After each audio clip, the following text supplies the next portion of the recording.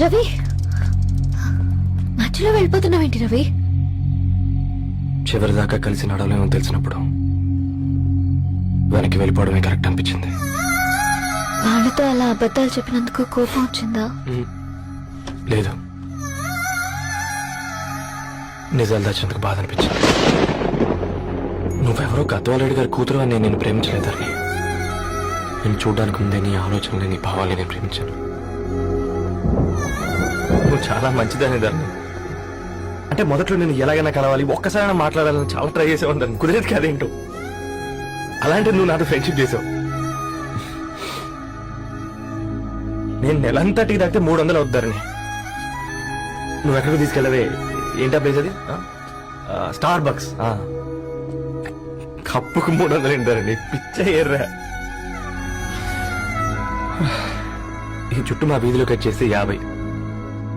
నువ్వు తీసుకెళ్ళిన కుక్కర్లో 1000. అప్పుడు ప్రైసెస్లోనే అనుకున్నాను.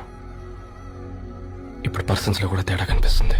నేను కట్టుకున్న తాజ్ మహల్కి నేనే షాజహాన్ అనుకున్నాను.